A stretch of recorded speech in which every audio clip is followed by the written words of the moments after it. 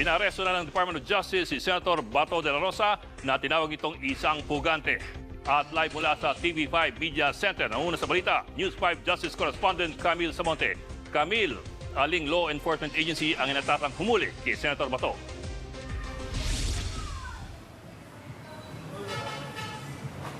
Bok, inatasan na ng DOJ ang NBI at PNP na ipatupad na ang arrest warrant ng International Criminal Court laban kay Senator Ronald Bato de la Rosa.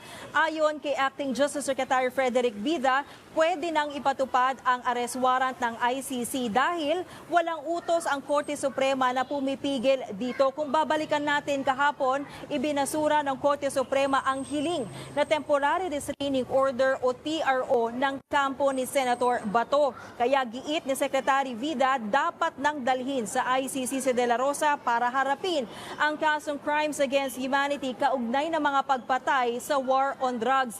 Isa si Bato sa pinangalanan ng ICC na co-perpetrator o kasabwat ni dating Pangulong Rodrigo Duterte. Nagsilbing PNP chief si De La Rosa sa ilalim ng Administrasyong Duterte. Bok?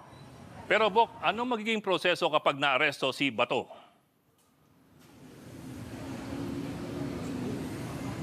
Yes, Bok, tinanong nga natin kay Secretary Vida kung agad bang dadalhin itong si Senator De La Rosa sa The Hague kapag naaresto na siya. Pero tumanggi si Secretary Vida na magbigay ng detalye sa magiging proseso nito. Ang pangunahing layunin daw sa ngayon ay arestuhin si Senator Bato at isuko siya sa ICC. Pakinggan natin ang pahayag ni Secretary Vida.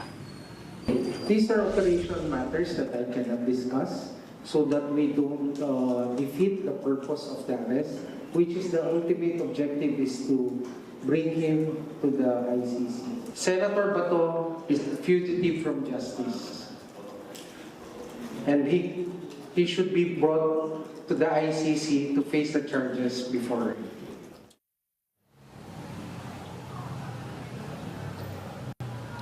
Bok, nagbabala rin si Secretary Vida sa mga individual na magtatangkang tumulong kay De La Rosa para makatakas. Maaari raw silang mapanagot sa batas. Bok? Bok, ang plano ni Bato i-apela yung desisyon ng Korte Suprema. Anong epekto niyan dun sa pagpapatupad ng arrest warrant? Bok, ayon sa DOJ, karapatan ni Senator De La Rosa na gamitin ang anumang legal na remedyo sa kanyang petisyon. Pero nanindigan ng DOJ sa pagpapaaresto sa senador. Nakabinbin pa rin sa Korte Suprema ang pangunahing petisyon ni De La Rosa at dating Pangulong Duterte. Ito yung petisyon na inihain noong March 2025 na kumekwestiyon sa legalidad ng pakikipagtulungan ng gobyerno sa ICC. Sa kabila niyan, nanindigan si Secretary Vida na valid ang ICC arrest warrant at dapat nang itong ipatupad. Ganyan din ang pananaw ng Office of the Solicitor General na siyang humiling sa Korte Suprema na ibasura ang petisyon ni De La Rosa. Wala na raw legal na balakid sa pagsisilbi ng arrest warrant laban kay Senator De La Rosa. Dagdag pa ng Solgen, nabigo si Senator De La Rosa na patunayan sa Korte Suprema na karapat dapat siyang protektahan. Ayon naman sa Malacanang, malinaw ang pahayag ng DOJ na maaari nang ipaaresto ang senador. Asahan daw ang karampatang aksyon ng gobyerno na naaayon sa batas. Bok. Eto Bok, anong plano ng kampo ni Bato? Siya ba'y susuko o magtatago?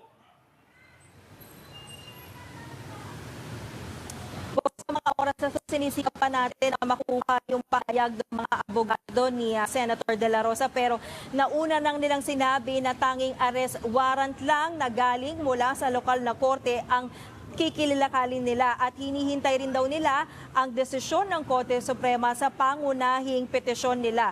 Nauna na rin sinabi ng mga abogado ni De La Rosa na hindi nila alam kung nasaan ang kanilang kliyente. Yan muna ang latest. Balik sa iyo, Bok. Ulat ni Camille Samonte live mula sa TV5.